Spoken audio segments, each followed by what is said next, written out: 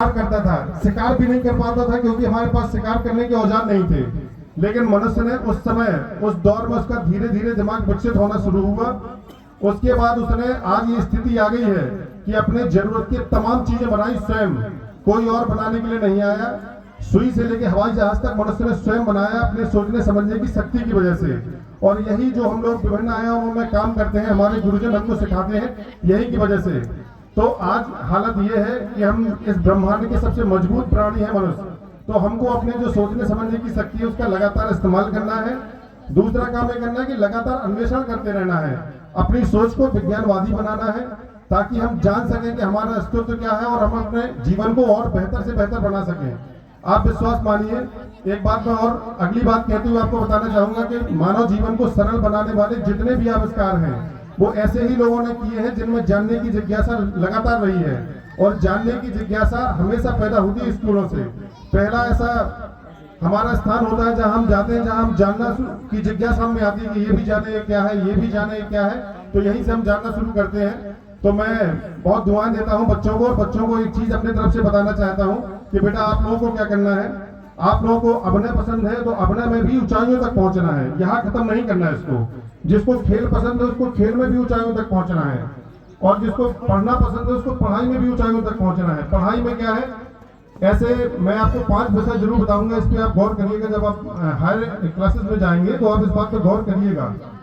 5 ऐसे विषय हैं जिन देशों ने या जिन प्रदेशों ने इन 5 विषयों में अपने छात्रों को मजबूत किया है, वो देश आज टॉप पर है। चाहे जो हो, चाहे विदेशों में आप चीन को देख लीजिए, अमेरिका को देख लीजिए, यूरोपीय देशों को देख लीजिए। पहला विषय है साइंस मतलब विज्ञान, दूसरा है टेक्नोलॉजी, तीसरा है इंजीनियरिंग, चौथा है मैथमेटिक्स और 5वां है मेडिसिन। जिन लोगों ने या जिन देशों ने अपने बच्चों को इन 5 विषयों में मजबूत बनाया है, आज वो दुनिया पर राज कर रहे हैं। तकनीकी रूप से मैं जिस माइक को पकड़े हुए मेरी आवाज को मैग्नीफाई करके आपको सुना रहा है, ये भी विज्ञान की देन है। ये मोबाइल से जो रिकॉर्डिंग हो रही है, मुझे मोबाइल के माध्यम से सूचित किया गया, यहाँ बुलाया गया, वो भी विज्ञान की देन है। यहाँ जो भी हो रहा है, भैया के सामने वो मोबाइल लगा है, ये सारे जितने इंस्ट्रूमेंट है सारे के सारे विज्ञान की देन है। तो मैं आपसे चाहता हूँ कि आप विज्ञान को बहुत अच्छे से पढ़ें, विज्ञान को बहुत अच्छे से समझें, और अपने आप को बहुत इतना काबिल बनाएं कि आपके माँ बाप, आपके गुरुजन आप पे गर्व करें। अगली चीज और मैं कहना चाहूंगा कि एक लोग आप लोगों से जो यहाँ सीनियर लोग हमारे बैठे हुए हैं, इन लोगों से कहना चाहूंगा कि आपके बच्चों में अथाह क्षमता है, अथाह प्रतिभा है। हम लोगों का काम सिर्फ इतना है कि हम उन बच्चों को माहौल और मंच दें। विद्यालय जो भी यहाँ विद्यालय अवेलेबल है उनको और बेहतर से बेहतर करने में अपना जितना योगदान दे सके उतना दें। यहाँ बच्चों के खेलने के लिए, बच्चों के अभिनय करने के लिए, बच्चों के संगीत सीखने के लिए जो भी हम अपनी तरफ से योगदान दे सके वो लगातार दें।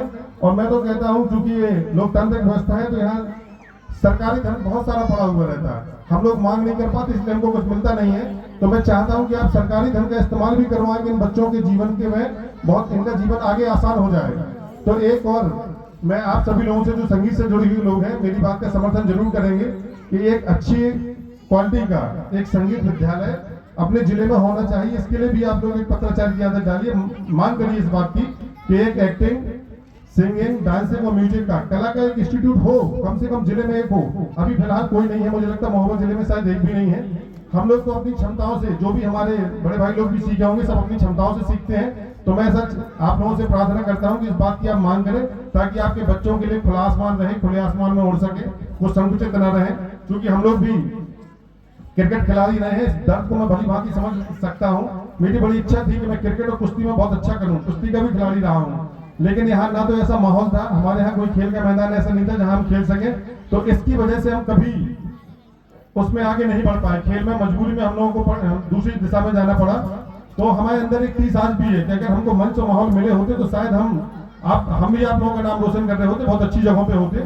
तो मैं चाहता हूँ कि आप अगली पीढ़ी के जो बच्चे हैं वो ऐसा महसूस ना करें बिल्कुल कि हमको ये नहीं मिला, इस वजह से हम ये नहीं कर पाए। तो हम भी अपनी जिम्मेदारी उठाते हैं, आप सब भी अपनी जिम्मेदारी उठाइए। और बच्चों को एक और बात, जो भी जिन बच्चों ने हेलो